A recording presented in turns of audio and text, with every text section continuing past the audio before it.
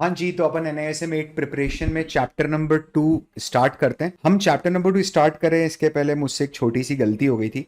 Chapter number 1 में एक छोटा सा पार्ट था जो हमारा रह गया था, तो मैं वो आपको थोड़ा समझाने की कोशिश करता हूँ। ठीक है कि थोड़ा सा देखना कि डेरिवेटिव्स में ना कुछ रिस्क होती है। अच्छा, एक चीज़ और, before we start second chapter, आप फर्स्ट वाले चैप्टर को बिल्कुल सीरियसली लेना। देखो, मैंने ऑलमोस्ट 2 घंटे लेके उसको पढ़ाया है क्योंकि वो 10 मार्क्स का है। ठीक है, it is a very easy chapter but a very crucial chapter, not only for your understanding but also for the exam point of view. ठीक है, तो अपना एक छोटा सा एक लास्ट वाला मॉडल छूट गया था, मॉड्यूल छूट गया था, रिस्क की डेरिवेटिव्स के अंदर क्या क्या रिस्क है। ठीक है, तो मैं फटाफट आपको बताता हूँ। सबसे पहले देखना, ठीक है, the main risk which lies in derivative is कि अगर मैंने, मेरे पापा ने वो अंकल जी से सोयाबीन के टाइम पर शर्त लगाई, तो दोनों में से कोई भी एक पार्टी अपना ऑब्लिगेशन मीट करने से पीछे हट जाएगी। ठीक है, इसको बोला जाता है counter party risk. Default risk भी बोल सकते हो, काउंटर पार्टी रिस्क। ठीक है, the risk which is arising in your business because the other person is not ready कि वो अपना ऑब्लिगेशन फुलफिल करे। ठीक है, फिर उसके बाद क्या होता है, सेकेंड रिस्क जो आपने देख रहे हो यहां पर, that is your pricing risk. ठीक है, प्राइसिंग रिस्क का क्या मतलब है, बहुत सिंपल सा मतलब है। ठीक है, हो सकता है अभी इस पॉइंट ऑफ टाइम पर आपकी अंडरस्टैंडिंग उतनी ज्यादा ना हो, लेकिन over a period of time आपको समझ में आ जाएगा जब मैं आपको प्रैक्टिकली लेके जाऊंगा। हमने देखा कि डेरिवेटिव की जो वैल्यू होती है ना, वो एक अंडरलाइंग से, एक अंडरलाइंग असेट पे डिपेंड करती है। तो मुझे एक बात बताओ, अगर मैंने निफ्टी निफ्टी का एक फॉरवर्ड लिया हुआ है, ठीक है, समझना कि मैं, निफ्टी मतलब निफ्टी 50 जो इंडेक्स है, उसका मैंने एक फ्यूचर अग्रीमेंट लिया है कि मैंने आज ही 2 महीने बाद के प्राइस को लॉक कर दिया कि मैं आऊंगा और आपसे इतने में खरीद लूंगा। अगर प्राइस बढ़ता है तो क्या मेरे डेरिवेटिव की वैल्यू बढ़ेगी? बिल्कुल बढ़ेगी, यही तो समझा है, तो that is the very base. लेकिन अगर मान लो ऐसा हो जाए कि मोदी जी आ जाए और फिर बोले कि मित्रों आज रात को 8 बजे के बाद 500 रुपए के नोट बंद, क्या कल सुबह निफ्टी 2% 3% गिर सकता है? चांसेस हैं, प्रोबेबिलिटी है गिर जाए, शायद ना भी गिरे। बट अगर गिर गया तो इसके कारण क्या मुझे बहुत भयंकर लॉस हो जाएगा? क्या आपने देखा डेरिवेटिव में, मैंने लास्ट सेशन में आखिरी आखिरी में आपको कंपेयर करके बताया था। ठीक है, तो that is pricing risk, that your value of derivative could fall because of unusual movement in the price of underlying asset. ठीक है, तीसरा रिस्क जो इसमें आता है डेरिवेटिव में सबसे ज्यादा, वो आता है लिक्विडिटी रिस्क। मैं खुद उसमें फंस चुका हूं कई बार, इसलिए मैं आपको बताता हूं। ठीक है, देखो यार, लिक्विडिटी का मतलब क्या होता है मार्केट में, है ना, मार्केट में ये बहुत इंपॉर्टेंट कंसेप्ट है, ये अगले चैप्टर में भी काम आएगा, चैप्टर नंबर 2 में भी काम आएगा।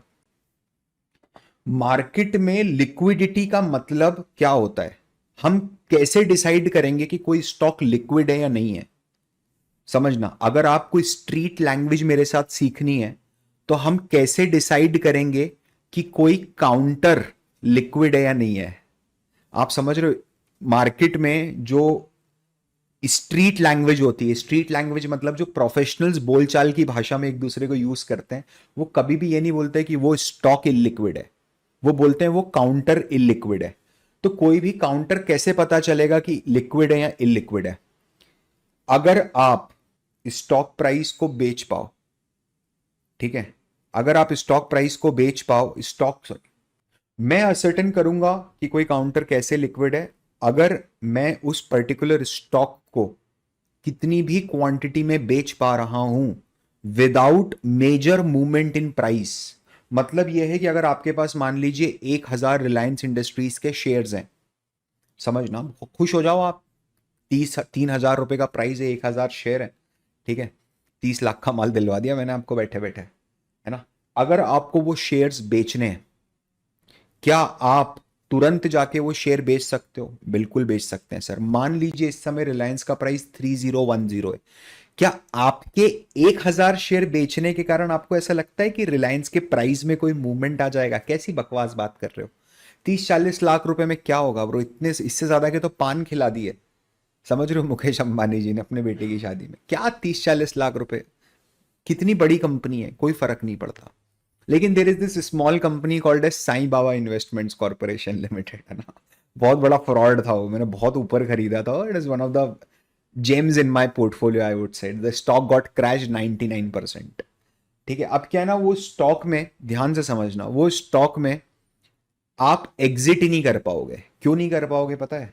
स्टॉक में एग्जिट नहीं कर पाओगे, आप सेल नहीं कर पाओगे स्टॉक को, क्योंकि कोई बायर ही नहीं खड़ा है। ये भी लिक्विडिटी रिस्क है, समझना। This is also a liquidity risk. Liquidity risk is not only कि मैंने बेचा और प्राइस मूव कर गया, वो तो लिक्विडिटी रिस्क है ही, but liquidity risk also means कि मैं अगर बेचना चाह रहा हूं या मैं अगर खरीदना चाह रहा हूं, if I want to buy a particular stock but there is no seller to sell me, तो भी लिक्विडिटी रिस्क। सर डेरिवेटिव्स में क्या लिक्विडिटी रिस्क दिखती है? बहुत आराम से दिखती है, बहुत आराम से दिखती है। Third is legal risk. आपको याद है मैंने लास्ट सेशन में आपको एक चीज बताई थी कि आरबीआई ने करेंसी, सेबी ने करेंसी डेरिवेटिव्स के स्पेक्युलेटिव ट्रांजैक्शंस को बैन कर दिया है। मतलब अगर आज मेरा ना इंपोर्ट एक्सपोर्ट का बिजनेस है ना मनी चेंजर का बिजनेस है, ये दोनों बिजनेस मेरे नहीं है, जहां पर dollar is my raw material, ठीक है, it is the main part of my operations, ये दोनों अगर नहीं है तो I can not go and buy USD INR का future from my Zerodha account right now. I can not do that. क्या मैं 1.5 महीने पहले कर सकता था? बिल्कुल कर सकता था। तो इसका मतलब यह है, इसका सिंपल सा मतलब यह है कि गवर्नमेंट एक पेपर आई, लेके आई, नोटिफिकेशन आप लोगों के सामने लहरा दिया, और वो डेरिवेटिव पूरी तरीके से खत्म हो गए। मैं आपको एक चीज और बताता हूं, हो सकता है जब हम ये रिकॉर्ड कर रहे हैं तब इस तरह के रूमर्स हैं मार्केट में, ठीक है, but I am not sure whether this will happen in future और नॉट। तो हो सकता है अगर आप बाद में ये देख रहे हो और ऐसा नहीं हुआ है तो इट इज एब्सोल्युटली फाइन। क्या दो रूमर्स है मार्केट में? नंबर वन, एक रूमर तो ये है कि एफएनओ को 30% के ब्रैकेट में टैक्स करा जाएगा। मतलब अगर आपने फ्यूचर एंड ऑप्शन से कोई इनकम जनरेट करी है, ठीक है, तो that income will be flat taxed eight 30%। आज कितने से टैक्सेशन होता है उसका? जो भी आपका स्लैब है, अगर आप 10% के स्लैब में हो और आपने एफएनओ इनकम जनरेट करी, 10% टैक्स लगता है।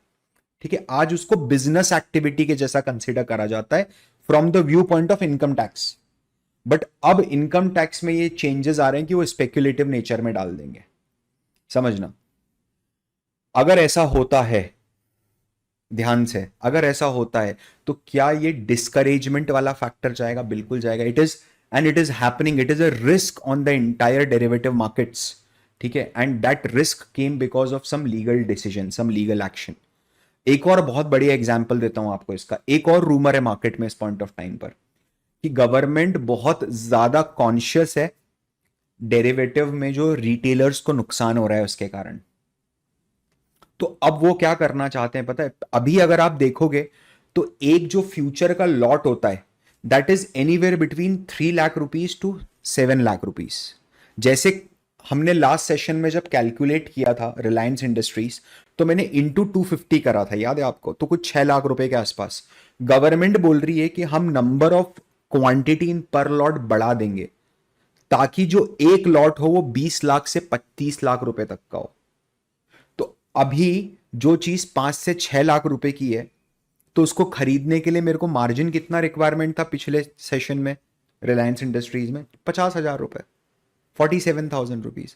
लेकिन अगर ये 250 शेयर खरीदने के लिए, लेकिन अगर गवर्नमेंट ने मिनिमम ऑर्डर क्वांटिटी 250 से बढ़ा के सीधे मान लो 1000 कर दी फॉर रिलायंस, तो पहले जहां मैं 50,000 के मार्जिन में रिलायंस के डेरिवेटिव में इंटर हो पाता था, अब इस पॉइंट ऑफ टाइम पर I need minimum 2 to 3 lakh rupees. ठीक है, तो ये भी एक डिस्करेजमेंट फैक्टर है, ये लीगल रिस्क है। Anything which hampers derivative market, derivative in general, because of legal action. The last thing is operational risk. अब ये भी एक पर्सनल किस्से के साथ आपको समझाता हूं। तो एक बार क्या हुआ, मैंने ना डेरिवेटिव में पोजीशन ली थी निफ्टी के। आप लोगों को नहीं लेना है, मैंने भी लिया, नुकसान ही हुआ है, ठीक है, मेरे को कोई गुरेज नहीं है इस चीज को एक्सेप्ट करने में। डेरिवेटिव में नुकसान होता है। मैं यहां पर आपको डेरिवेटिव ट्रेडिंग नहीं सिखा रहा हूं। मैं आपको यहां पर, अगर आप फाइनेंस स्टूडेंट हो तो आपके लिए बहुत इंपॉर्टेंट है समझना कि इक्विटी मार्केट कैसे ट्रेड करता है। इक्विटी मार्केट का जो सबसे फास्टेस्ट ग्रोइंग सेगमेंट है दैट इज डेरिवेटिव, वो कैसे ऑपरेट करता है, कैसे ट्रेड करता है। तो मैंने क्या करा, एक बार डेरिवेटिव में पोजीशन ली, ठीक है। अब आप सिर्फ इतना समझ लो कि मार्केट अगर ऊपर जाता तो मुझे प्रॉफिट होता, ठीक है। मार्केट अगर वहीं खड़े रह जाता जहां पर मैंने पोजीशन बनाई थी, अगर घूम फिर के वापस मार्केट उधर ही आ जाता तो भी मुझे प्रॉफिट होता। मुझे नुकसान सिर्फ तब होता जब मार्केट नीचे जाता। मैंने बढ़िया पोजीशन बनाई जीरोधा में, काइट में, 11:30-12 बजे उठ गया, मैं देख देख रहा था, मतलब पोजीशन में था। एंड सडनली क्या हुआ, ये 1-1.5 साल पुरानी बात है, अभी कोविड के बाद ही हुआ। सडनली 12:15 12:30 को मैं रिफ्रेश कर रहा हूं जीरोधा को and there was no price movement, ठीक है। एंड वो चीज है ना, वो जीरोधा के कारण नहीं था, आप समझना। एक्सचेंज के सर्वर पे ग्लिच आ गया था, एनएससी के सर्वर पे ग्लिच आ गया था। तो आप बोल रहे हो कि पूरा का पूरा मार्केट रुक गया था? सब कुछ रुक गया था, सारे ब्रोकर्स का सब कुछ रुक गया था। सिर्फ बीएससी पे ट्रेडिंग चल रही थी, एनएससी पे ट्रेडिंग नहीं चल रही थी। NSC trading was halted for good 1.5-2 hours. और जब 2 घंटे के बाद मार्केट खुला तो मार्केट में इतना जबरदस्त पैनिक आया उसके कारण, because people were in uncertainty की ये सडनली क्या हो गया, ठीक है। तो इतना जबरदस्त पैनिक आया दैट निफ्टी खुला ही 300 पॉइंट नीचे, ठीक है। And I booked huge losses on that day. ना बताओ मेरे को एक बात, क्या मैंने रिसर्च नहीं करी होगी मेरी तरफ से? क्या मैंने एनालिसिस नहीं करा होगा इतनी बड़ी पोजीशन में इंटर लेने? डेफिनेटली करा था, ठीक है। ये क्या मेरी गलती के कारण हुआ मुझे लॉस? नहीं, this is because of N operational glitch. मुझे बस इतना ही समझाना था रिस्क में। आई होप आप लोगों को पढ़ने में मज़ा तो आ रहा होगा यार। देखो, ठीक है, भले ही स्लो चल रहे हैं अपन, and I am doing it for an intention, ठीक है। आप NISM RA वाला प्रोग्राम देखो, मैंने बहुत स्पीड में उसको करा है, ठीक है। बट मैं जानबूझ के यहाँ पर स्लो चल रहा हूँ बिकॉज मुझे पता है ये डेफिनेटली ये वो स्टूडेंट देख रहा है जो या तो फिनेंस में बहुत कमज़ोर है, या उसने कभी फिनेंस पढ़ा नहीं है, या फिर वो स्टार्ट ही कर रहा है जिस फिनेंस पढ़ना। तो मेरे को आपकी स्पीड में चलना है, ठीक है। चलिए, अब हम एक्चुअली में चैप्टर थ्रू 2 शुरू करते हैं। So sorry for this glitch, आपके 10-12 मिनट ज़बरदस्ती इसमें मैंने ले लिए, ठीक है। तो इंडेक्स जो आप सुनते हो, निफ्टी 50, ठीक है, जो आप सुनते हो सेंसेक्स, है ना, जो आप सुनते हो डाउ जोन्स, अगर आप यूएस मार्केट ट्रैक करते हो, तो जो आप सुनते हो नैस्डैक, ठीक है, ऑल दीज आर इंडेक्स। ये सब इंडेक्स है। एक बात ध्यान रखना, इंडेक्स को प्यार से इंडाइसिस भी बोला जाता है ना, इसको बस नोट करके रख लो कहीं पर भी।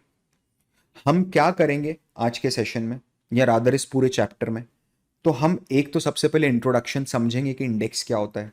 फिर हम समझेंगे कि सिग्निफिकेंस और इंपॉर्टेंस क्या है, that you know why it is important for us to have an index, ठीक है। फिर हम समझेंगे कि कितने तरह के इंडेक्स होते हैं, how many types of index are there, ठीक है। क्या इसका मतलब मैं ये बोल रहा हूं कि निफ्टी एक तरह का इंडेक्स है, सेंसेक्स? नहीं नहीं नहीं, निफ्टी और Sensex are calculated on a single type. तो इंडेक्स के जो टाइप्स है ना, they are not divided on different categories of different country के इंडेक्सेस पे, नहीं। दे आर डिवाइड, और ना वो असेट क्लास पे डिपेंड करते हैं, वो डिपेंड करते हैं कि आप इंडेक्स का कैलकुलेशन कैसे कर रहे हो। तो यहां पर हम 4 डिफरेंट तरह के कैलकुलेशंस करना सीखेंगे, ठीक है। फिर एट्रीब्यूशन ऑफ इंडेक्स, इसका मतलब क्या होता है पता है? इसका मतलब ये होता है कि वो असेंशियल फीचर्स जो हर इंडेक्स में होना ही चाहिए, ठीक है, that is attribution of index. फिर हम एक कॉन्सेप्ट समझेंगे, मुझे पता नहीं यहां पर ये क्यों लेके आ गए वो कॉन्सेप्ट, बट हो सकता है जरूरी लगाओ NISM को, सेबी को, तो उन्होंने यहां इंट्रोड्यूस करा वो concept of impact cost. What is the concept of impact cost, ये अपन समझेंगे। फिर हम समझेंगे कि इंडेक्स का मैनेजमेंट कैसे होता है। सर यहां क्या मैनिपुलेशन ऑपरेट करने की बात कर रहे हो? बिल्कुल भी नहीं। इंडेक्स का कंस्ट्रक्शन कैसे होता है, इंडेक्स का मेंटेनेंस कैसे होता है, ठीक है। ये 2 चीजें अपन समझेंगे यहां पर। फिर यहां पर पता नहीं उन्होंने सिर्फ लिस्ट दे दी है मेजर इंडियन इंडाइसेस की, ठीक है। और फिर हम देखेंगे एप्लीकेशन ऑफ इंडेक्स की, इंडेक्स का यूज कहां कहां कर सकते हैं, ठीक है। चलिए, तो अगर मैं सबसे पहले स्टार्ट करूं कि कोई भी एक जेनरिक बात कर रहा हूं, मैं भी निफ्टी से सेंसेक्स पे नहीं जा रहा हूं, कि कोई भी इंडेक्स का क्या मतलब होता है, ठीक है। कोई भी इंडेक्स हो, देखो, सबसे पहले कि इंडेक्स बनाने की रिक्वायरमेंट क्यों आई। अभी अगर मान लो, समझना, मुझे ये चीज ट्रैक करनी है कि किस शहर में, समझना, किस शहर में कितने रुपए के समोसे मिलते हैं? बिल्कुल है भाई, बिग मैक करके एक इंडेक्स है, मैकडोनल्ड ने अपना खुद का इंडेक्स बना रखा है, उसको बिग मैक इंडेक्स बोलते हैं। यू विल सरप्राइज, ऐसे ऐसे तरह के इंडेक्स आप कभी हमारे इंस्टाग्राम पेज को फॉलो करो, हम बहुत एक्साइटिंग फिनेंस टॉपिक्स के ऊपर रिपोर्ट बना के और पोस्ट बना के डालते हैं। हमने उसमें एक डाली है वियर टाइप ऑफ इंडेक्स, ठीक है। अंडरवियर के ऊपर भी इंडेक्स है कि अलग अलग देशों में अंडरवियर की कीमत क्या चल रही है। अब देखना है इधर, जैसे मैंने एक इंडेक्स बनाने की कोशिश करी है, मुझे मुझे जानना है जनरली कि इंडिया के 10 बड़े शहरों में इस समय समोसे का क्या प्राइस चल रहा है। जैसे इंदौर में 20 रुपए चल रहा है से फॉर एग्जाम्पल, मुंबई में 15 रुपए चल रहा है, कैलकाटा में 10 रुपए चल रहा है, ठीक है। और मैं over a period of time track भी करना चाहता हूं, ठीक है, कि इन 10 शहरों में ऑन एन एवरेज समोसे प्राइस में क्या इंक्रीज है और क्या डिक्रीज है। अब क्या होगा ना, अगर ये चीज मुझे करनी है तो मुझे बार बार जाके वो 10 के प्राइस लेने पड़ेंगे, उन 10 का फिर बार बार multiple times I have to repeat my calculation. मैं क्या करता हूं, मैं आज उनके सारे प्राइस ले लेता हूं, समझना, और उस प्राइस से एक सिंगल नंबर पे आता हूं। सर उस प्राइस से आप सिंगल नंबर पे कैसे आओगे? Using statistics, using weighted average, ठीक है। वेट लगाओगे आप और आप उस प्राइस पे आ जाओगे, है ना। और फिर वो सिंगल नंबर में जो मूवमेंट होगा ना, वो डिपेंड करेगा कि समोसे के प्राइस में क्या मूवमेंट है। मेरे को पता है आधे लोगों को नहीं समझ में आ रहा होगा, इट इज एब्सोल्युटली फाइन। तो index is a statistical indicator, a mathematical indicator. Indicator का क्या मतलब होता है? ये इंडिकेट करेगा आपको कि जो इंडेक्स है वो ऊपर जा रहा है या नीचे जा रहा है, या जो भी इकोनॉमी, मार्केट, सेक्टर, असेट का आपने इंडेक्स बनाया है उसका प्राइस इस समय ऊपर जा रहा है या उसका प्राइस नीचे जा रहा है। तो इट्स एन इंडिकेटर। स्टैटिस्टिकल है मतलब मैथमेटिकल है, ठीक है। मैथमेटिक्स की मदद से कैलकुलेशंस होंगे, ठीक है। डरना है क्या इसमें कि मेरे को मैथ्स नहीं आती? बिल्कुल नहीं डरना है।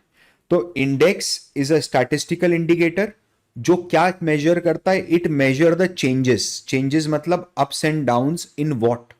It could be literally anything, I am not kidding. It could be economy, it could be markets. Economy मतलब समझना कि Asian economy index, Asia economic index मतलब, ध्यान से समझना, एशिया इकोनॉमिक इंडेक्स मतलब एशिया में जितनी भी कंट्रीज हैं उन सबकी जीडीपी का इंडेक्स बना दिया मैंने।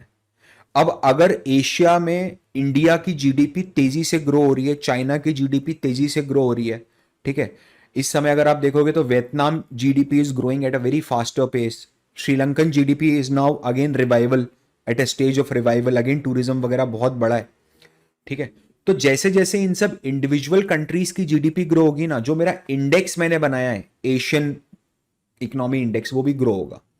तो अगली बार मैं सिर्फ वो एशियन इकोनॉमी इंडेक्स को देख के समझ जाऊंगा कि इंडिया की जीडीपी या एशिया में कंट्रीज की जीडीपी ग्रो हो रही है कि नहीं हो रही है। That is economy index.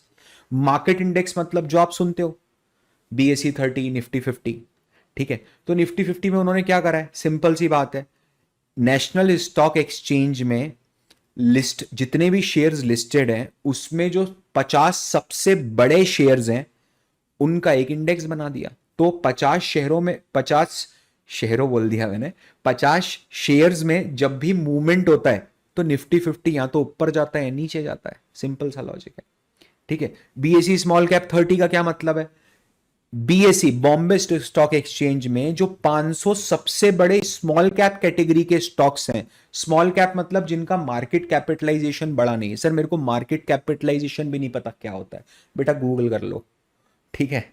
तो वो है ना, दैट इज मार्केट्स, वो मार्केट इंडेक्स है। ये दोनों जो मैंने लिखे हैं अभी, निफ्टी 50 एंड BSE SmallCap।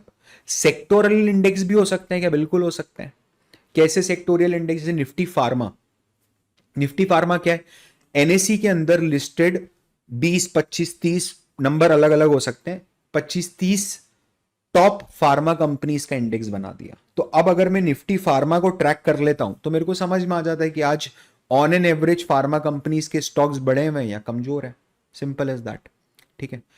थोड़ा सा समझना है इधर, मैं आपको हल्का सा प्रैक्टिकली लेके जाना चाहता हूं एंड अपन कोशिश यही करेंगे कि अपन स्टार्टिंग से प्रैक्टिकली जाएं। निफ्टी 50 हम कोई भी एक ओपन कर लेते हैं, ठीक है। आप है ना, आप एक टेस्ट करो खुद को। क्या टेस्ट करो पता है? मैं अभी यहां से लेकर के यहां तक पढ़ूंगा, हो सकता है आपको मेजॉरिटी चीजें समझ में ना आए इस पॉइंट ऑफ टाइम पर। फिर एक बार जब ये चैप्टर पूरा होगा ना, तब आप वापस जाके ये पढ़ना, और फिर आप खुद एनालाइज करना कि आपको समझ में आया है कि नहीं आया है। ठीक है? अभी ये बताने की कोशिश कर रहा है कि निफ्टी 50 क्या है। निफ्टी 50 एक प्रोडक्ट है एनएसई का। प्रोडक्ट है मतलब क्या? एनएसई बेचता है इसको नहीं। ठीक है? एनएसई एक एक्सचेंज है, उस एक्सचेंज पे निफ्टी 50 भी ट्रेड होता है। ठीक है? तो Nifty 50 is a diversified 50 stock index. 50 stock का इंडेक्स बनाया है, accounting for 13 sectors in the economy, और इकोनॉमी के 13 सेक्टर्स उसमें इंक्लूडेड है। It is used for various purposes such as benchmarking, fund portfolio, index based derivatives, index funds etcetera. मैं नहीं समझाऊंगा, आप बाद में समझना आके।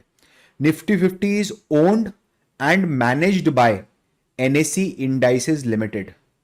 एनएसई ने अपनी एक कंपनी बनाई अलग से, वो निफ्टी 50 की ओनरशिप में है और वही मैनेज करती है कि किस कंपनी को अंडर करना है, किस कंपनी को बाहर करना है। और इस कंपनी को जो एनएसई इंडाइसेस लिमिटेड, इसको पहले India index services and product limited बोला जाता था। ठीक है? NSE indices limited is the India's specialized company focused upon index as a core product. ठीक है? ये भी अगर नहीं समझ में आ रहा है कोई बात नहीं, मैं जानबूझ के पढ़ रहा हूं ये। Nifty 50 index represent about, Nifty 50 के इंडेक्स में 56% of free float market capitalization of stocks listed on NSC. Nifty 50 में जितने भी स्टॉक लिस्टेड है ना, ठीक है, वो on an average 56% free float market capitalization पर है। मेरे को पता नहीं समझ में आएगा, कोई बात नहीं। ठीक है? The total traded value of Nifty 50 in the last 6 months is approximately 28% of traded value of all stocks और NSE। इसको ध्यान से समझो, ये मैं समझा सकता हूं, दूसरे भी समझा सकता हूं, वो भी समझाऊंगा। ये समझ लो पहले कि निफ्टी 50 में जो 50 स्टॉक्स है ना, जितने एनएससी पे सारे स्टॉक्स की पिछले 6 महीने में ट्रेडिंग हुई है, उस पूरी वैल्यू में 28% ट्रेडिंग जो हुई है वो इन सिर्फ 50 स्टॉक्स की हुई है। ठीक है? मतलब इन 50 स्टॉक्स में सबसे ज्यादा ट्रेडिंग होती है। सोचो ना कितना बड़ा पैरिटी है। 50 स्टॉक्स में 28% trading, remaining 72% trading in 6,950 stocks. There are approximately 7,000 stocks listed on stock exchange NSC. ठीक है? Impact cost of the Nifty 50 for a portfolio size of 50 lakh rupees is 0.02% for the month of March 24. Absolutely fine. Nifty 50 is ideal for derivative tradings. ठीक है?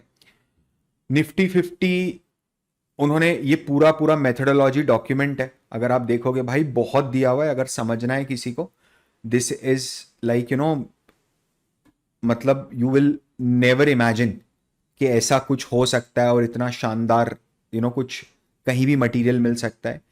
अगर आप वाकई में मुझे mentor समझते हो और आप मेरी कही हुई बातें मानते हो, ठीक है, तो मैं आपको सजेशन दूंगा कि आप एटलीस्ट ये वाला पढ़ो डॉक्यूमेंट। छोटा सा डॉक्यूमेंट है, 13 पेज का, आपको समझ में आएगा कि इंडेक्स क्या होता है। ठीक है? उसके बाद आप ये पढ़िए white paper by NSE indices, 14 page का डॉक्यूमेंट है अगेन। ठीक है? आप पढ़ सकते हो, कोई बहुत बड़ी बात नहीं है। ठीक है? You can easily do it, don't worry.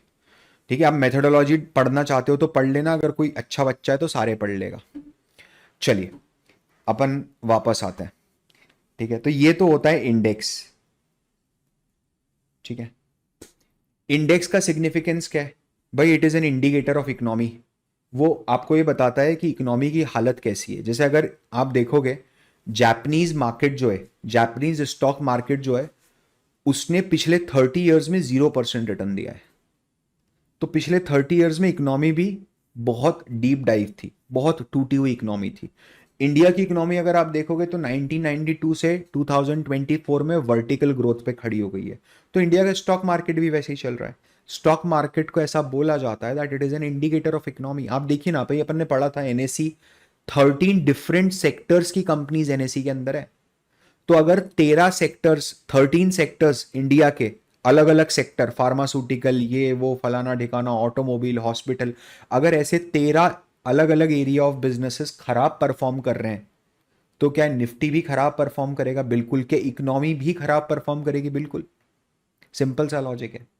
ठीक है, तो it is an indicator of economy. Number two, benchmarking of portfolio performance. Benchmarking of portfolio performance मेरे को समझ नहीं आया, उस बच्चे को समझ में आ गया होगा जिसने म्यूचुअल फंड की पूरी सीरीज देखी। आपको पता है म्यूचुअल फंड में एक बेंचमार्क होता है। आपने किसी को 50 लाख रुपए दिए हैं, किसी legit SEBI registered portfolio management services में आपने 50 लाख, क्योंकि मिनिमम 50 लाख रुपीज से इन्वेस्टमेंट होता है, तो आपने एक पोर्टफोलियो मैनेजर को जो सेबी के साथ रजिस्टर्ड है उसको 50 लाख रुपए दिए। ठीक है, 50 लाख रुपए दिए, उसने बोला सर हमारी ये मेथोलॉजी है बढ़िया, आप तो पैसा दे दो, निश्चिंत रहो, मार्केट तो टॉप बनाएंगे, ये वो आपने दे दिए।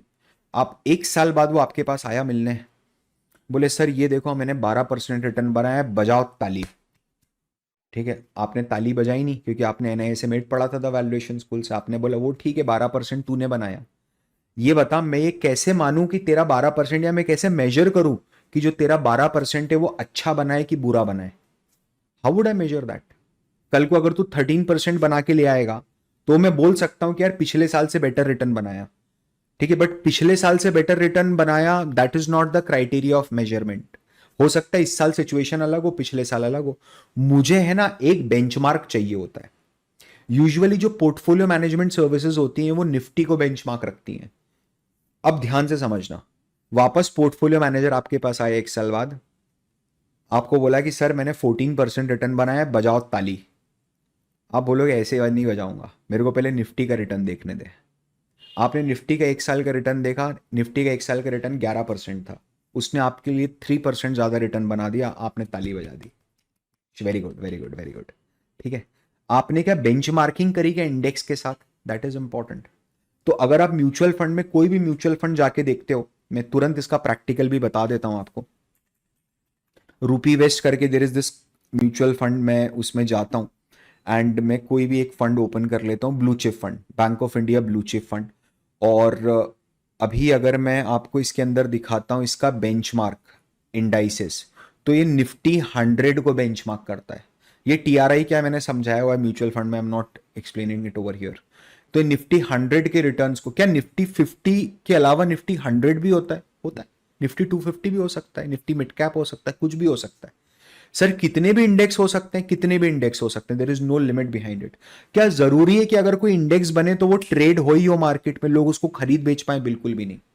ठीक है, तो नंबर 1 सिग्निफिकेंस इंपॉर्टेंस जो इंडेक्स का है वो ये है, इंडिकेटर है इकोनॉमी का। नंबर 2, वो बेंचमार्किंग के काम आता है, आपके पोर्टफोलियो ने कितना बेहतर करा कितना खराब करा उसकी बेंचमार्किंग होती है। Number 3, it is an underlying asset in derivatives. मतलब मैं समझा नहीं। देख यार ब्रो, निफ्टी 50 जो है, ठीक है, वो तो एक छोटा सा स्टैटिस्टिकल मेजर है, वो कोई स्टॉक नहीं है, वो स्टॉक मार्केट 50 स्टॉक के प्राइस का एक कैलकुलेशन है। ठीक है, तो तू उसको कैसे खरीदेगा जाके? निफ्टी 50 को तो कोई खरीद नहीं सकता, लेकिन सर फिर भी देखते हैं हम, तो सुनते हैं कि निफ्टी में इतना पैसा कमाया। हाँ, तो व्हाट दे डू इज वो निफ्टी का डेरिवेटिव ले लेते हैं। ठीक है, तो वो इंडेक्स का डेरिवेटिव ले लेते हैं। इंडेक्स का डेरिवेटिव क्या होता है आप बता सकते हो क्या मेरे को? अभी के अभी खोल के बिल्कुल बता सकता हूं। ठीक है, बिल्कुल बता सकता हूं, आप इधर देखिए और मैं आपको बताता हूं। जैसे अगर मैं यहां पर निफ्टी 50 टाइप करता हूं तो ये दिख रहा है आपको, दिस इज एन इंडाइस। यहां पर आपको दिख रहा होगा ग्रे में लिखा हुआ है, बीएससी के ऊपर लिखा हुआ है इंडाइस। ठीक है, प्लस का साइन जहां आ रहा है, मैंने इसको ऐड करा। अब क्या है ना, मैं यहां देखोगे आप तो यहां बाय और सेल का बटन नहीं दिख रहा मेरे को। इसको और बड़ा कर लेता हूं आपके लिए ना। आई के नॉट सी अ बाय और सेल बटन ओवर हियर। जैसे यहां मुझे दिख रहे हैं 2 बटन, एक बटन बाय का है, दूसरा बटन सेल का है। ठीक है, that is not the case. मैंने क्या बोला था, निफ्टी को कैसे खरीदूं मैं? Because it is just a statistical call calculation, उसके पीछे कोई एसेट बेस थोड़ी ना है। डाबर खरीदूंगा तो पूरी कंपनी का मालिक बनूंगा, निफ्टी खरीदूंगा तो क्या होगा, 50 कंपनी का मालिक बनूंगा, ऐसा कुछ नहीं होता। ठीक है, लेकिन फिर भी क्या लोग निफ्टी पे बेट करते हैं? बिल्कुल करते हैं। जैसे देखोगे कल के मुकाबले आज निफ्टी 100 पॉइंट्स ऊपर है। मैं आपको बताता हूं कैसे बेटिंग होती है निफ्टी में, ध्यान से समझना। तो आपने क्या करा, आपने निफ्टी का जुलाई का फ्यूचर ले लिया। अब देखो आप, यहां पर मेरे को बाय और सेल आ गया, इधर नहीं आ रहा था, इधर आ गया। तो अगर किसी व्यक्ति ने मैं इसको ओपन करता हूं यहां पर। किसी व्यक्ति ने कल, ये प्रीवियस क्लोज है 24375, किसी ने अगर कल 24375 रुपीज में निफ्टी का जुलाई फ्यूचर परचेस कर लिया होता, ऐसा बाय कर लिया होता, ठीक है, अगर बाय कर लिया होता तो आज वो 102 पॉइंट्स ऊपर होता उसका इन्वेस्टमेंट। लेट्स कैलकुलेट, इसको बाय करते हैं 25 की क्वांटिटी में बाय कर सकते हो, कल के मुकाबले 102 पॉइंट्स ऊपर है। इसका मतलब ये है कि आपने कुछ नहीं करे हुए, बिना कुछ करे हुए आज 2550 ₹2550 आप बना चुके होते हैं। 2550 रुपीज वी हैव मिंटेड, ठीक है। ऐसा नहीं होता कि बिना कुछ करे बनाए, बट करना मत, गिरेगा तो भी ऐसे ही गिरेगा, ध्यान रखना हमेशा जीवन में, ठीक है। तो ये निफ्टी डेरिवेटिव के लिए काम आता है। इंडेक्सेस के अंदर ऐसे डेरिवेटिव अंडरलाइंग एसेट बनता है किसी भी डेरिवेटिव की, ठीक है। अब थोड़ा देखो कि सर निफ्टी या इंडेक्स जो है वो कितने तरह के होते हैं, कितने टाइप के इंडेक्स हो सकते हैं। तो मैंने आपको बोला था कि ये ऐसा नहीं होता कि Nifty 50 is one type of index, BSE Sensex, no, that is not how it works. आप कैलकुलेशन कैसे कर रहे हो इंडेक्स का, वो इंपॉर्टेंट है। उसके हिसाब से इंडेक्स का कैटेगरी बदली जाती है, ठीक है। अब अगर मैं आपको लेके चलूं और मैं आपको कैलकुलेट करूं, क्या आप मेरे साथ मिलके एक इंडेक्स बनाओगे? हम एक नया इंडेक्स बनाते हैं आज, ठीक है, जो एग्जिस्ट ही नहीं करता है मार्केट में। चलिए, तो अपन क्या करते हैं, will go and will open an Excel. हम एक एक्सेल ओपन करते हैं यहाँ पर, और मैं ऑल WVG से ग्रिड लाइन हटा देता हूँ पहले, ठीक है। थोड़ा सा अपन इसको शूशा करके बनाएंगे अच्छे से, आप भी कोशिश करो, आप अपने हिसाब से बनाओ। सी, बना के लिंक्डइन पे डालना ज़रूरी नहीं है, ठीक है। आपको ये समझ में आना चाहिए कि हाँ मेरे को बनाना आता है, that is most important for me, ठीक है। बनाना मतलब इंडेक्स बनाना आता है, ठीक है।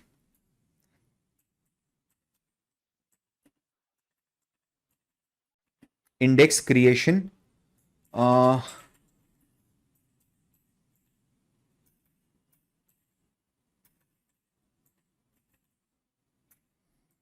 इंडेक्स क्रिएशन अपन करते हैं पर्सनल हाइजीन प्रोडक्ट्स का, मतलब ऐसे ऐसी कंपनीज जो आपको आइडियली पर्सनल हाइजीन प्रोडक्ट्स बेचती हैं, ठीक है। अब देखना, जैसा आपने यहां पर देखा है कि ये एक मार्केट कैप वेटेड इंडेक्स, दूसरा free float market cap weighted index, तीसरा इक्वल वेटेड इंडेक्स, एंड चौथा प्राइस वेटेड इंडेक्स, ठीक है। ये क्या होते हैं, चार अलग अलग हैं। मैं आपको यहां पर कुछ नहीं समझाऊंगा, इसके बाद मैंने सीधे अगली स्लाइड बनाई है, मैं आपको सीधे प्रैक्टिकली लेके जाता हूं, वहीं समझाता हूं, ठीक है। तो अपन क्या करते हैं ब्रो, अपन सबसे पहले यहां पर will create market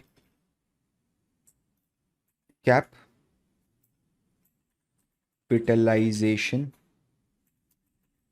weighted index, इसको यहां पर अपन कैलकुलेट करें। इसके पहले मैं थोड़ा सा इस जगह पर बेसिक डेटा लेता हूं, ठीक है। एक बेसिक डेटा लेता हूं पहले, यहां पर क्या कैसे लूंगा बेसिक डेटा बता देता हूं आपको।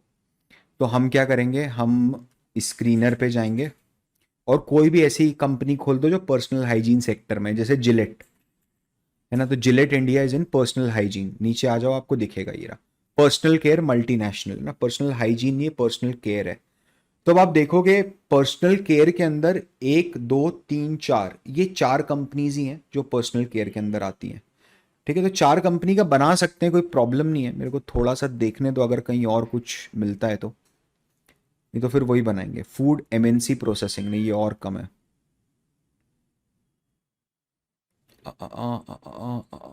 बिकाजी फूड स्नैक्स का इंडेक्स बन सकता है क्या? India food processing 95, no it is too much, 95 is too much big number for me, ठीक है। मैं फिर से FMCG में जाता हूँ एंड मैं इमामी में आता हूँ।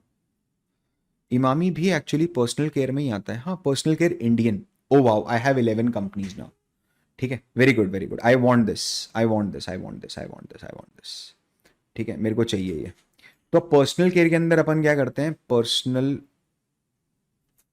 केयर, इसके अंदर है ना अपन इंडियन कंपनीज और ग्लोबल कंपनीज दोनों का बना लेते हैं, ठीक है। तो अब मुझे क्या क्या कौन कौन सी कंपनी, कुछ नहीं करूंगा, जो मैं कर रहा हूं आप अभी के लिए वही करिए, ठीक है। आप इंडेक्स पे जाइए, आप स्क्रीनर पे जाइए, कोई भी एक random company Godrej consumer open करो, गोदरेज कंज्यूमर ओपन होगा आपके सामने, ठीक है। नीचे आओ, नीचे आओगे तो यहाँ पर लिखेगा, दिखेगा आपको पर्सनल केयर इंडियन, इस पर क्लिक करो तो ये सारी कंपनीज खुल जाएंगी। ओके, नाउ आपको एडिट कॉलम पे जाना है। एडिट कॉलम में है ना, सब हटा दो अभी के लिए, पहले जो मैं बता रहा हूं, रिमूव एवरीथिंग।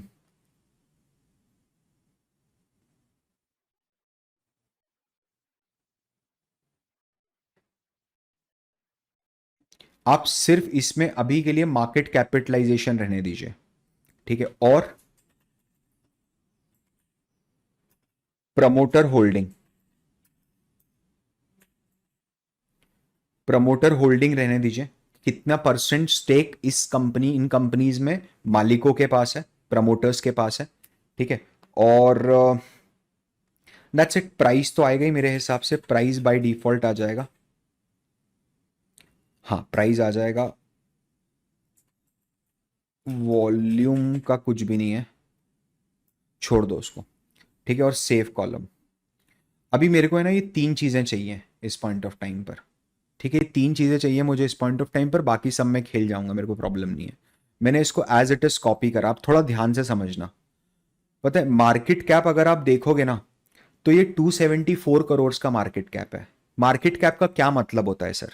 इसका मतलब ये कंपनी ने जितने भी total number of stocks issue करें, उन स्टॉक्स को, क्वांटिटी को अगर आप 111 से मल्टीप्लाई करते हो तो टोटल जो वैल्यू आएगी दैट इज 274 करोड़, ठीक है। मतलब कंपनी ने almost almost 2.2 crore shares issue करे होंगे, ठीक है। तो ये मार्केट कैप होता है, total number of shares issued into current market price, ठीक है। नाउ प्लीज अंडरस्टैंड, अपन ने क्या करा, बजाज कंज्यूमर तक हम ले लेते हैं इसको। मैंने कॉपी किया, मैं वापस मेरी एक्सेल पे गया, कंट्रोल ऑल्ट वी किया, टी से टेक्स्ट करा और ओके कर दिया, ठीक है। अभी हाथों हाथी मैं यहां जिलेट टाइप करता हूं, मैं नीचे आता हूं, और ये पर्सनल केयर मल्टीनेशनल है, ठीक है। सेम सेम है, पूरा का पूरा कॉपी करूंगा, ठीक है। I just do go over there, control alt V, T for text and okay, ठीक है, डन। मैंने पूरी रो सिलेक्ट करी, इसको डिलीट कर दिया, control B, alt H O I, तो ये ऑटोमेटिकली एडजस्ट हो जाएगी उसकी विड्थ, ठीक है। हम क्या करते हैं इसको, मैंने कैसे करा वो बता देता हूं। आप इसको पूरा सिलेक्ट कीजिए, कंट्रोल शिफ्ट और एल प्रेस कीजिए तो इसमें फिल्टर लग जाएगा, और मैंने अभी के लिए इसको लार्जेस्ट टू स्मॉलेस्ट में डिवाइड कर दिया, ठीक है। और ये 1 और नीचे 1+1, 9 स्टॉक्स हैं अपने पास। अपने को क्या करना है, इंडेक्स क्रिएट करना है, ठीक है। इंडेक्स क्रिएट कर दो आप, जिफ्टी पर्सनल केयर इंडेक्स, है ना। निफ्टी वर्ड में यूज नहीं करूंगा, कॉपीराइट ऑपरेट मार देंगे, कोई भरोसा नहीं है, ठीक है। थोड़ा सा ध्यान से समझना क्या करना है। मैं अब, मेरे को फिल्टर्स की जरूरत नहीं है तो मैं हटा देता हूं। मैंने कंट्रोल एक्स करके इसको साइड में रखा, ठीक है। हम क्या करते हैं, इसका टोटल क्वांटिटी निकालने की कोशिश करते हैं, ठीक है। ध्यान से समझना, टोटल क्वांटिटी कैसे निकालेंगे, market cap in crores divided by price. तो ये मेरी टोटल क्वांटिटी आ गई क्या, सोचो ना। अरे ये टोटल नंबर ऑफ शेयर्स है, 235 करोड़ शेयर हैं हिंदुस्तान यूनिलीवर के, 235 crore shares have been issued by the company. And आज अगर एक शेयर का प्राइस 202590 चल रहा है, तो टोटल कंपनी की वैल्यू, टोटल कंपनी के सारे शेयर्स की वैल्यू 6 लाख करोड़ हो गई है। कॉपी किया, नीचे तक आया, पेस्ट कर दिया, बढ़िया हो गया है। तो प्रमोटर होल्डिंग ये हो गई क्या। नाउ प्लीज अंडरस्टैंड, मैं आपको कुछ कंसेप्ट समझाने की कोशिश कर रहा हूं ताकि मेरे नीचे के कैलकुलेशंस बहुत आसानी से हो जाएं। अब थोड़ा सा ध्यान देना जरा इधर, अगर प्रमोटर होल्डिंग 61% है तो इसका क्या मतलब है पता है। इसका मतलब यह है कि हिंदुस्तान यूनिलीवर का जो मालिक है, कंपनी ने जो 235 करोड़ शेयर्स इशू करे हैं, उसमें से 61.9% होल्डिंग तो मालिक के पास है। तो बाजार में जो ट्रेड हो रही है वो कितने परसेंट ट्रेड हो रही है, सोच के बताओ। अगर 61.9% शेयर्स टोटल क्वांटिटी के ओनर के पास हैं तो बाजार में कितने पे ट्रेड होगा, कितने परसेंट शेयर ट्रेड हो रहेंगे? 100 माइनस 61.9। इसको परसेंटेज में कैलकुलेट करना पड़ेगा। देखो अब मैं एक चीज और समझा देता हूं आपको, एक्सेल की चीज है, अब खोला है तो बताता हूं। जैसे मैं अगर इसको सिलेक्ट करता हूं और मैं यहां परसेंटेज का साइन लगा देता हूं तो ये 6190% आ रहा है। तो पहले मेरे को इसको 100 से डिवाइड करना पड़ेगा और फिर परसेंटेज का साइन लगाना पड़ेगा। तो मैंने क्या करा, कहीं साइड में 100 लिखा, 100 को कॉपी करा, मैंने ये पूरी सिलेक्ट करी, कंट्रोल ऑल्ट वी करा तो मेरे सामने ये पेस्ट स्पेशल का टैब खुला। मैं यहां पर मल्टीप्लाई पे गया, ठीक है, और वैल्यूज पे गया सिर्फ, और मैंने ओके कर दिया। सॉरी मेरी गलती हो गई, मल्टीप्लाई नहीं करना है, डिवाइड करना था। तो मैं वैल्यूज पे गया, डिवाइड पे गया और मैंने ओके कर दिया। ठीक है, अब अगर आप जाके ये परसेंटेज का साइन प्रेस करते हो तो एग्जैक्ट आएगा। परसेंटेज के साइन का शॉर्टकट ऑल्ट एच और पी। ऑल्ट एच 0 करेंगे तो एक डेसिमल और आ जाएगा। तो अगर ये टोटल प्रमोटर होल्डिंग है तो जो बाजार में बेचने के लायक शेयर्स बचे हैं, समझना, 61.9% shares of Hindustan Unilever is with promoters. Then how much or how many percentage of shares are available for public to buy and sell in the market? Whether they are currently buying or selling in the market, that is different. But 61.9 तो promoter दबा के बैठा हुआ है। इसके अलावा 38.1% of the total 235 crore shares can be traded in the market, can be traded। मैं copy करता हूं इसको और मैं इधर लेके जाता हूं। Now this is called as your free float percentage. अगर आप देखोगे तो बजाज कंज्यूमर जो लास्ट है उसमें प्रमोटर के पास 40% शेयर्स हैं और जनता के पास 60% शेयर्स हैं। सर क्या ये फ्री फ्लोट ज्यादा हो तो अच्छा है या कम हो तो अच्छा है? यार it's a matter of great discussion. वैसे फ्री फ्लोट स्टॉक्स जो होते हैं उनमें मैसिव वेल्थ क्रिएट होती है। मैसिव वेल्थ क्रिएट होती है मतलब मैं समझ नहीं पा रहा हूं, आपके एक एग्जाम्पल देके समझा सकते हो? बिल्कुल एग्जाम्पल देके समझा सकता हूं। फ्री फ्लोट स्टॉक मतलब जिनमें लो फ्लोट होता है, जिनमें पब्लिक की शेयर होल्डिंग बहुत कम होती है, प्रमोटर के पास बहुत ज्यादा पैसा होता है, ठीक है, बहुत ज्यादा स्टेक होता है, ऐसे स्टॉक्स यूजुअली वेल्थ क्रिएट करते हैं। डेफिनेटली बहुत सारे दूसरे एस्पेक्ट साथ में लगेंगे। जैसे अगर मैं आपको बताता हूं, एक स्टॉक है अडानी ग्रीन एनर्जी, ठीक है, there is this stock named as Adani green energy, right. अगर मैं इसमें नीचे जाता हूं और शेयर होल्डिंग पैटर्न में जाता हूं और इसको ईयरली करता हूं तो आप देखोगे एक पॉइंट था जब प्रमोटर के पास 86.50% शेयर होल्डिंग हुआ करती थी, तो लोगों के पास कितना था? 14%, 13.5% की शेयर होल्डिंग थी, और पब्लिक के पास सिर्फ 3% ही था। क्या हुआ, कब की बात कर रहे हैं अपन? मार्च 2019 की बात कर रहे हैं। आज की कंडीशन क्या है मार्च 2024 की?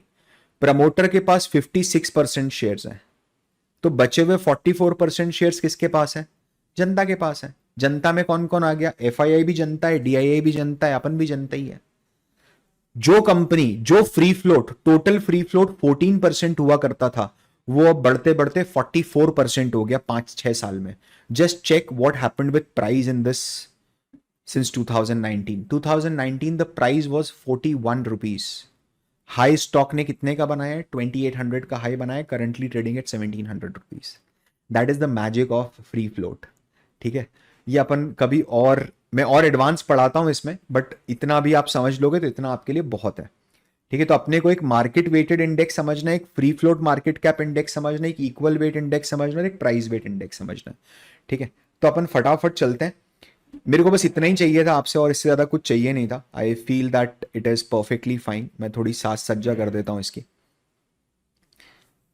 कंट्रोल 1 करा, मैं बॉर्डर्स पे गया, ठक ठक ठक, ओके, ठीक है, Alt H O I, margin adjust हो गए। ठीक है, ध्यान से समझना।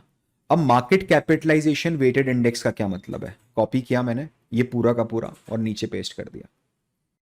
चलिए, तो मार्केट कैप बेस में क्या करना है अपने को, ध्यान से समझना। मार्केट कैपिटलाइजेशन वेटेड इंडेक्स में मैंने सीरियल नंबर लिया है, नाम लिया है, मैंने मार्केट कैपिटलाइजेशन लिया है, ठीक है। इधर सब लोग पूरा फोकस अभी यहां पर। इसके अंदर कुछ इनकंसिस्टेंसी दिख रही है आपको डेसिमल्स में, उसको मैं ठीक कर देता हूँ। ठीक है, तो अपने ऐसे ही लेंगे इसको। प्राइस भी आप मत लीजिए, नो डेसिमल्स। ठीक है, सिर्फ क्वांटिटी में भी कोई डेसिमल मत लीजिए। जस्ट डोंट कॉम्प्लिकेट थिंग्स, अपन कोई बहुत बड़ा काम यहाँ ऐसे नहीं कर रहे। ठीक है, मार्केट कैपिटलाइजेशन लिए अब ध्यान रखना इधर, यहाँ पर अपन करते हैं टोटल। तो टोटल सम का फॉर्मूला लगा के टोटल करा नॉर्मल, ये मेरा टोटल आ गया। टोटल का ये कितना परसेंट है, मार्केट कैप परसेंटेज, मतलब समझा नहीं मैं, दिस डिवाइडेड बाय दिस। तो आप देख रहे हो क्या होगा, मेरा जो इंडेक्स बनेगा ना, मेरा पर्सनल केयर इंडेक्स जो बनेगा, उस इंडेक्स में 56% वेट किसका होगा, 56% वेट हिंदुस्तान की सबसे बड़ी पर्सनल केयर कंपनी का होगा, हिंदुस्तान यूनिलीवर का होगा। ठीक है, अब मैंने क्या करा पता है, D29 जो है ना, यहां पर ही D29 पे F4 प्रेस कर दिया तो ये लॉक हो गया है। ठीक है, और अब मैं क्या करता हूं, आप देख पा रहे हो क्या हो रहा है, ये जो वेट्स है ना, इन वेट्स को मैं डबल डिजिट में ले लेता हूं क्योंकि यहां जीरो आ रहा है नीचे, और इसका भी अपन एक बार टोटल मार देते हैं, कितना टोटल आ रहा है 1, और कॉपी करा, फॉर्मेटिंग 100%, डन, समझ में आ गया। अब यहां पर आप लिखिए प्राइस, प्राइस आपके पास ऑलरेडी ऊपर अवेलेबल है, this is your current market price. समझ में आया परफेक्टली। ठीक है, this is your current market price. इसको है ना अपन कंट्रोल 1 करके कर ही देते हैं, ऑड वन आउट लग रहा है। ठीक है, नाउ प्लीज अंडरस्टैंड क्या करना है अपने को, यहां पर करना है price into market cap percentage, मतलब this multiplied by this.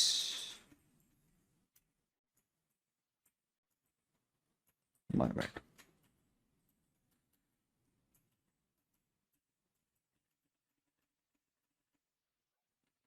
Done. What is the total value जो यहां पर आ रही है नीचे मेरी,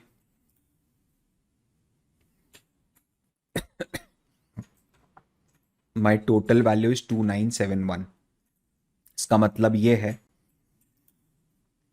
इसका मतलब ये है, ये जो इंडेक्स बना है मेरा, ठीक है, मैं इसको थोड़ा हाईलाइट कर देता हूं ताकि आपको समझ में आए। मैंने क्या करा पता है, मैंने ये 9 स्टॉक्स को लेके आपके सामने एक इंडेक्स बना के बताया आपको, 2971 इज द फिगर। ठीक है, सो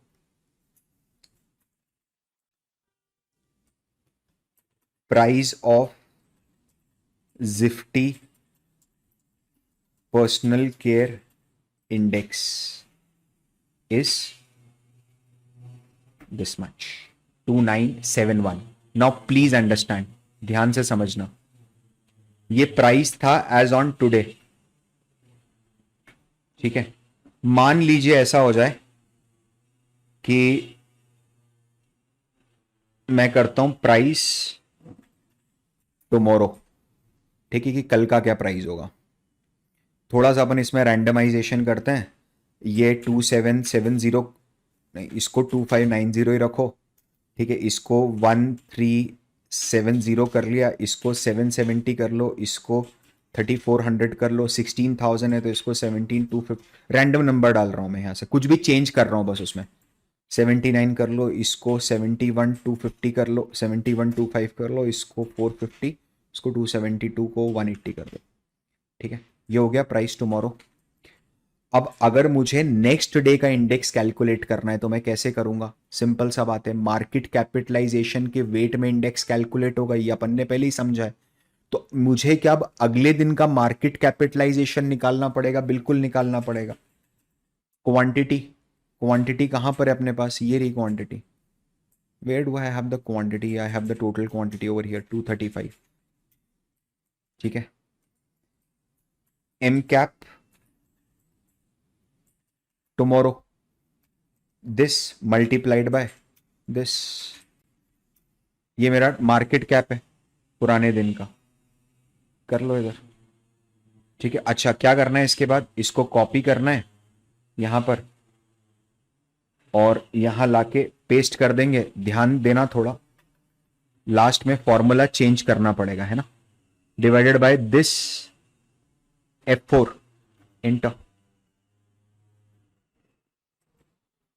आप देखिए क्या हुआ इसके अंदर, जो पहले जो पहले 56% का वेट दे रहा था मेरे इंडेक्स में, अब वो 54% का वेट दे रहा है। ऐसा क्यों हुआ पता है?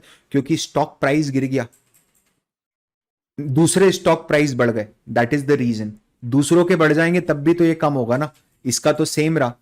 ठीक है, अब देखना जरा नेक्स्ट इंडेक्स कैसे कैलकुलेट होगा, सॉरी अगले दिन का इंडेक्स कैसे कैलकुलेट होगा वो समझिए। इसको छोटा करना है तो, अरे भैया हो जाता था। ठीक है चलिए,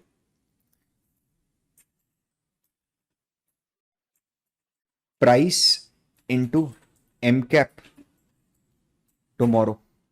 ठीक है, what is the price in M cap tomorrow, M cap percentage, sorry इसको नहीं तो फिर कंफ्यूजन होगा, equal to this is the market cap percentage into this is the price tomorrow.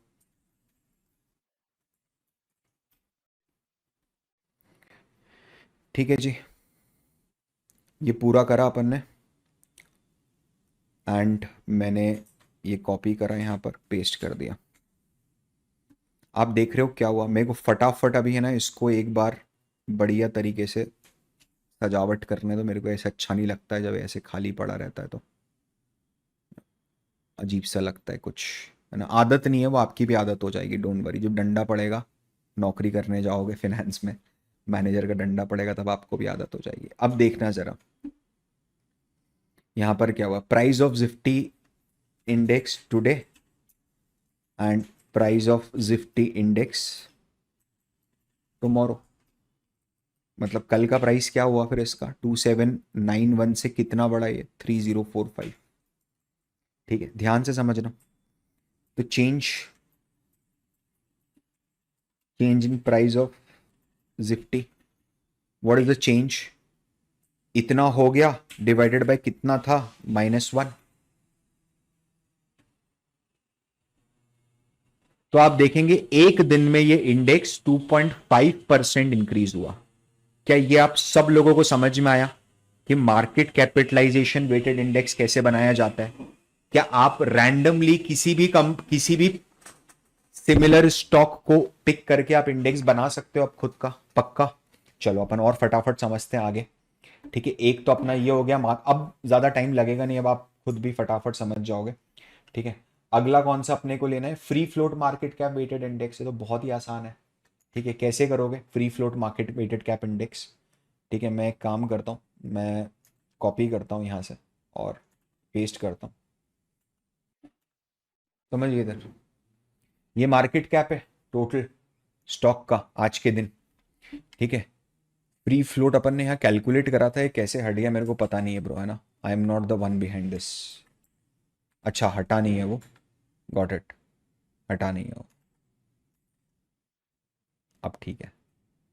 ठीक है हाँ, थोड़ा सा ये इसके कारण, sorry sorry sorry sorry sorry, मेरी मिस्टेक हो गई, स्क्रीन शेयर नहीं कर पा रहा था। मैंने क्या करा, free float market capitalization weighted, और मैंने सिर्फ सीरियल नंबर, नेम और मार्केट कैप, ये तीनों चीज़ें डाली हुई हैं। ठीक है, तो ये फ्री फ्लोट अपन ने कैलकुलेट करा हुआ, इसको भी कॉपी कर लो यहाँ से। ठीक है, कॉपी करके यहाँ पर पेस्ट कर दो, कंट्रोल ऑल्ट वी, वैल्यू वापस पेस्ट कर दो, ये हो गई पूरी की पूरी पेस्टिंग। ठीक है, अब यहाँ देखिए आप, फ्री फ्लोट एम कैप क्या करेंगे, total market cap multiplied by free float market cap.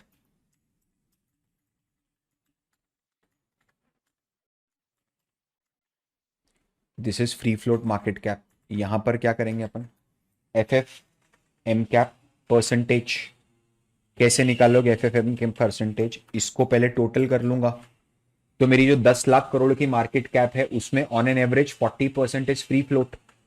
ठीक है, equal to this divided by last में F4।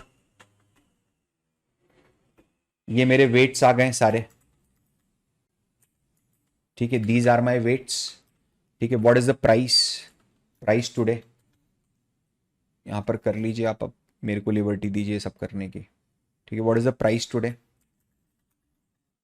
प्राइस टुडे मेरे पास है ऑलरेडी ऊपर, ये रहा, कॉपी किया मैंने, जस्ट पेस्टेड दिस। ठीक है,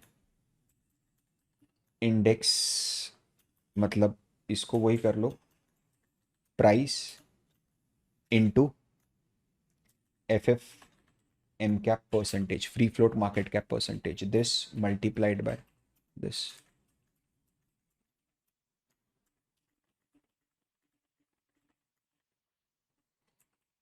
टोटल वैल्यू समझ में आया आपको? ऊपर हमने निकाला था तो 2971 आ रहा था, नीचे हमने निकाला तो 2797 आ रहा है। ठीक है, ये टुडे का मैंने निकाला है, ध्यान से समझना। ठीक है, क्या मैं आगे का भी निकाल सकता हूँ? मैं थोड़ा सा स्पीड में करता हूँ, मैं वीडियो की स्पीड नहीं बढ़ाऊंगा, मेरी स्पीड बढ़ाऊंगा काम करने की। आप लोग चाहो तो थोड़ा सा यूज, मतलब जैसा भी आप यूज टू हो। ठीक है, now what is the price tomorrow? ठीक है, ये तीनों चीजें तो एज इट इज आ जाएंगी, है ना, ये पहले से कैलकुलेटेड है। तब ये वाला तो मैं इन दोनों को पार्टीशन करने के लिए कंट्रोल ऑल्ट 1 और ऐसे ही दे देता हूँ, ताकि आप लोगों को दिखे कि दोनों अलग अलग हैं। ठीक है, so this is price tomorrow, this is quantity tomorrow, this is market cap tomorrow. कुछ गड़बड़ हुआ है इधर, समझ लेते हैं क्या गड़बड़ हुआ है। इसको कॉपी कर लेते हैं और यहाँ पर कंट्रोल ऑल्ट वी और वैल्यू फिर से पेस्ट कर देता है। परफेक्ट। देखिए, ये प्राइस था, ये क्वांटिटी थी, तो ये कल का मार्केट कैप हो गया। ठीक है, free float M cap tomorrow क्या होगा? कल का market cap multiplied by free float कितना है? फ्री फ्लोट तो सेम ही रहेगा, फ्री फ्लोट थोड़ा ना बदलेगा। फ्री फ्लोट तब बदलेगा जब प्रमोटर अपने शेयर्स खरीदेगा या बेचेगा, और ज्यादा खरीदेगा, और तब भी फ्री फ्लोट चेंज होगा। ठीक है, इसका परसेंटेज कैलकुलेट कर लो।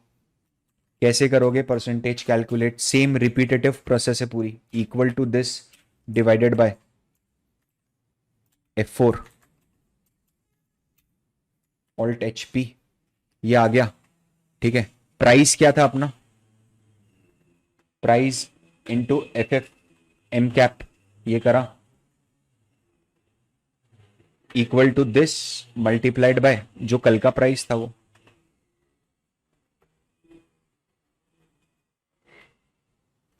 ठीक है, टोटल कर लीजिए आप, 2876, 2876। परफेक्ट। देखिए इधर ध्यान से, यही करा है अपन ने। कितना चेंज हुआ? वन डे चेंज कितना है? What is the change? कितना हो गया डिवाइडेड बाय कितना था, -1। सो अगर मैं इस मेथडोलॉजी से चेंज निकालता हूं, इस मेथडोलॉजी से निकालता हूं मेरा इंडेक्स, तो कल का जो चेंज आ रहा था, मतलब पुराने मेथड से 2.51 आ रहा था, मैं फ्री फ्लोट से निकालता हूं तो 2.87 आता है। ठीक है, और कौन सा होगा भैया आगे, और देखते हैं अगला। चलिए नेक्स्ट देखते हैं। नेक्स्ट है आपका प्राइस वेटेड इंडेक्स। मैं इसको कॉपी कर लेता हूँ, नीचे पेस्ट कर देता हूँ इधर, और यहाँ पर प्राइस वेटेड इंडेक्स। थोड़ा सा रिग्रेसिव है ये, समझना, थोड़ा सा रिग्रेसिव है। रिग्रेसिव मतलब चलन से बाहर है, तो अपन ज्यादा दिमाग नहीं लगाएंगे, मैं समझा दूंगा आपको क्या लॉजिक है। देखना, इंडेक्स कैलकुलेशन में है ना, हमेशा एक बेस ईयर होता है। बेस ईयर होता है मतलब जब निफ्टी पहली बार लिस्ट हुआ मार्केट में, समझना, तो वो 100 पे लिस्ट हुआ। जब सेंसेक्स पहली बार लिस्ट हुआ मार्केट में तो वो 100 पे लिस्ट हुआ। जिस साल वो लिस्ट हुआ वो यूजुअली उसका बेस ईयर होता है। यूजुअली ऐसा बोला जाता है कि वो बेस ईयर है। जैसे अगर अपन अभी चेक करते हैं निफ्टी 50 बेस ईयर, है ना, तो the base period for Nifty 50 is 3 November 1995। That is the base period, base for Nifty. ठीक है, तो अपने को अपना जिफ्टी का भी एक बेस ढूंढना पड़ेगा। ठीक है, तो अपन एक काम करते हैं हम, और ये तो प्राइस वेटेड है, तो प्राइस एज ऑन 1 जनवरी 2024, मान लो अपन 1 जनवरी 2024 को ये इंडेक्स बना रहे हैं। ठीक है, अब ये थोड़ा मैनुअल रगड़े का काम है, मैं कोशिश करूंगा कि मैं आगे बढ़ जाऊं, मतलब क्या करना है पता है अपने को? अपने को 1 जनवरी का प्राइस अब यहाँ से मैन्युअली उठाना पड़ेगा ऐसे करके, ठीक है? तो जैसे एक एग्जाम्पल ले लेते हैं तो उससे अपने को समझ में आ जाएगा कि क्या करना है। जैसे 1144.80, तो 1144.80, ठीक है? This is for Godrej consumer, sorry, this is for Godrej consumer. या what is the price for Hindustan Unilever? Same period max करा मैंने, मैक्स मत करो, 1 ईयर ही करो। एंड ये रहा जनवरी में 2654.75 ओवर हियर, 2654.7, ठीक है? ऐसा करते करते अपने को पूरी की पूरी 9 कंपनीज के लेने हैं, इस पीरियड के, बेस पीरियड के, जो भी मेरा बेस पीरियड है ले ही लेते हैं फटाफट, कोई प्रॉब्लम नहीं। डाबर आपको भी लगना चाहिए, आप भी रिपीट करिए। आप कोई रैंडम अपने इंडेक्स बना लो यार, कोई प्रॉब्लम थोड़ा है, अपना रैंडम इंडेक्स बना लो। एक कोशिश तो करो, किसने आज तक इतने एफर्ट डाले हैं आपके लिए, बताओ? आपने खुद ने नहीं डाले होंगे, है ना? मैं कोई प्राउड नहीं फील कर रहा हूँ कि मैं डाल रहा हूँ आपके लिए, बट एक बात बता रहा हूँ आपको। कोलगेट देखिए फटाफट, चाहिए 1 ईयर का chart, January over here, somewhere over here, यहाँ मिलेगा मेरे को 2486। पीएनजी देखिए कितना है, प्रॉक्टर एंड गैम्बल हाइजीन, यही वाला है क्या? पीएनजी हाइजीन, ठीक है? पीएनजी हाइजीन का market price for 1 year is over here, यहाँ मिलेगा आपको, ये रहा 17,000 रुपये, ठीक है? इमामी देख लो कितना है इन पीरियड में, फटाफट मेरे को करने दो। 572। जिलेट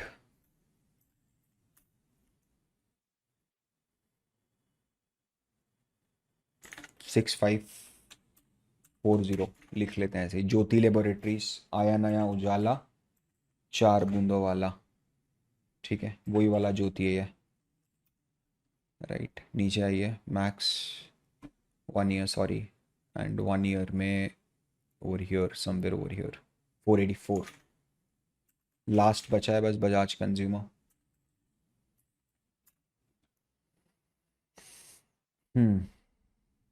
सो वही हो 225। समझिए, मेरे पास बेस के प्राइस हैं, मेरे पास बेस के प्राइस हैं, ठीक है? तो वेट्स क्या होंगे इसके, अगर मेरे को वेट्स कैलकुलेट करना है तो बेस प्राइस, वेट्स, वेट्स 2 बार आ चुका है। करिए कैलकुलेट, कैसे करेंगे? सबसे पहले तो नीचे टोटल मारेंगे, वेट कैलकुलेट करने में तो चैंपियन हो चुके हो अब आप सब लोग। डिवाइडेड बाय F4 से फ्रीज कर दो ताकि वो शिफ्ट ना हो। दीज आर द वेट्स, ठीक है? अब यहां पर लिखिए आप प्राइस टुडे, ठीक है? यहां पर आप लिखिए एक कॉलम छोड़ के प्राइस टुमारो। हमने वेट किसका ले लिया? क्या वेट ये फिक्स रहेगा या हर बार बदलेगा? क्योंकि ऊपर तो आपके वेट बदल रहे थे, है ना? ऊपर आपके वेट्स बार बार बदल रहे थे। जैसे पहले यहां पर इसको 56.31% था और अब इसका 54.75% हो गया था। बिना इसके चेंज, बिना इसमें चेंज आए भी इसका वेट कम हो गया था क्योंकि दूसरों के वेट्स बढ़ गए थे, ठीक है? जैसे 10 का 12% हो गया, 7.5 का 8 हो गया, छोटे छोटे स्टॉक्स के वेट्स बढ़ गए थे, that is the reason, right? ना यहां पर प्राइस टुडे में क्या करेंगे? ये रहा मेरे पास प्राइस टुडे, आज का प्राइस है, ठीक है? दैट्स इट, कर दो calculate, price today into weights equal to this multiplied by this.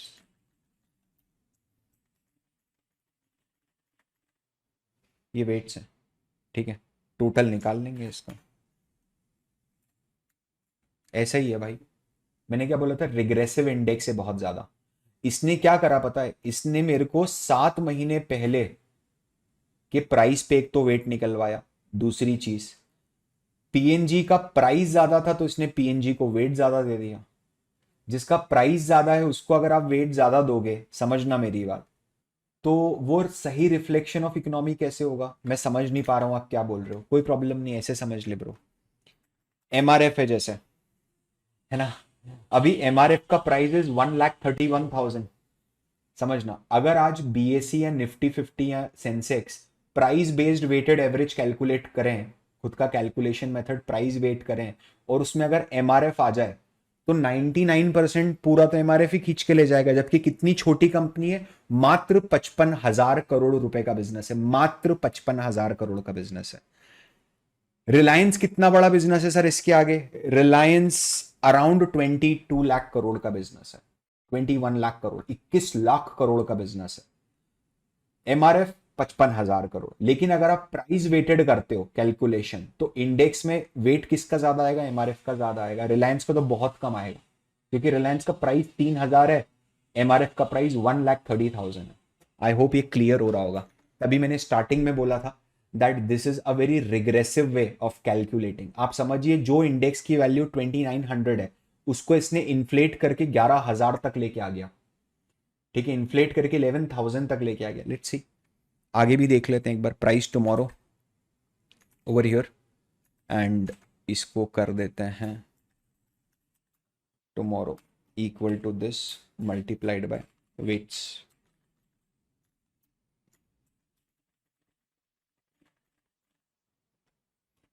ठीक है, कर दीजिए नीचे टोटल। चेंज अगर आपको कैलकुलेट करना है तो चेंज कैलकुलेट करने में भी आप चैंपियन हो। क्या था, क्या हो गया, डिवाइडेड बाय क्या था, -1। देखिए आप, यहाँ पर 4% बता रहा है, कुछ भी बता रहा है मर्जी से अपनी। ठीक है, तो ये रिग्रेसिव है, बट अगेन अगर आप चाहो तो आप कर सकते हो, इसको भी प्रोजेक्ट के रूप में कर लो, पर्सनल प्रोजेक्ट में डाल दो। ठीक है,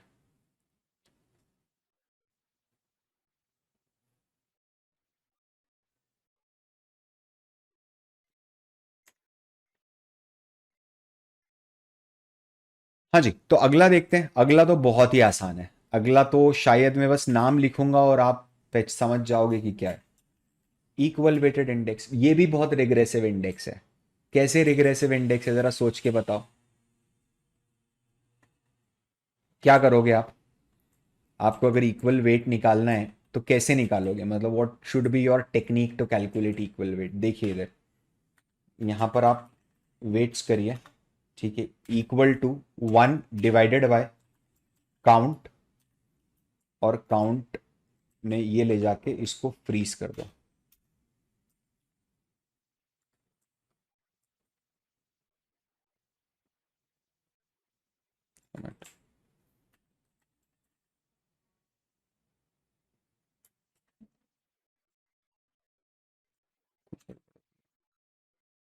सॉरी।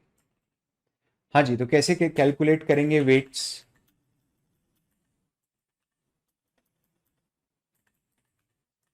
वेट्स कैसे कैलकुलेट? इक्वल टू, कुछ नहीं करना है, 1, 1 है वहां लिखा हुआ, F4 प्रेस करो, डिवाइडेड बाय ये रहा 9, 1/9।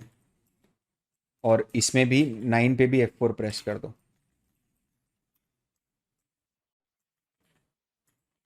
11.11%। सबको बराबर वेट देना है, बस दिए जाओ। अब तो चैंपियन हो आप लोग, कुछ करना ही नहीं है। ये रहा प्राइस टुडे।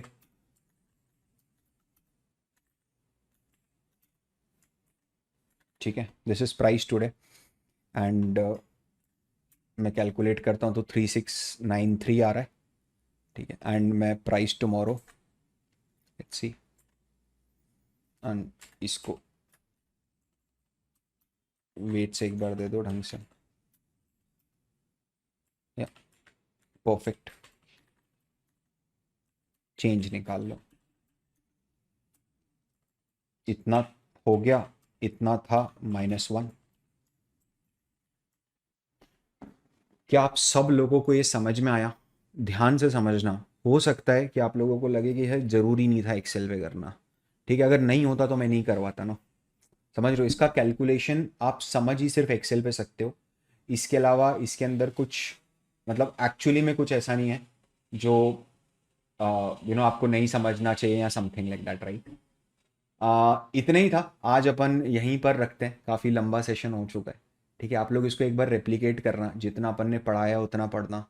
ठीक है, नोट्स आपको अगले सेशन में मिलेंगे। ध्यान रखना, जिस वीडियो में चैप्टर कंप्लीट होता है उस वीडियो में नीचे डिस्क्रिप्शन में नोट्स और एमसीक्यूज रहते हैं। ठीक है, सो इतना ही था। अगर आपको मज़ा आया, प्रैक्टिकल लर्निंग आपको समझ में आई हो कि फिनेंस को कैसे प्रैक्टिकली समझा जाता है, कैसे पढ़ा जाता है, इतनी बेसिक सी चीज़ है, उसको भी आपको प्रैक्टिकली लिंक करते आना चाहिए। ठीक है, ये अंडरस्टैंडिंग दिमाग में एकदम क्लियर होना चाहिए कि कोई भी कॉन्सेप्ट मेरे को पढ़ाए तो I can apply it in the real world. मेरा ऑब्जेक्टिव यही है द वैल्यूएशन स्कूल ओपन करने का। ठीक है, तो अगर आपने ये वीडियो अभी तक देखा है तो मुझे कमेंट में बताओ कि देखा है। अगर अभी तक नहीं देखा है तो फिर अगली बार से शॉर्ट वीडियोस बनाना शुरू कर देते हैं। बस इतनी सी बात थी, इतना ही आपको बोलना था। Thank you so much for all of your time, thank you so much for all the love and support you are giving to us. Thank you so much. मैं आपसे फिर मुलाकात करता हूँ नेक्स्ट वीडियो में, तब तक के लिए this is Parth Verma signing of.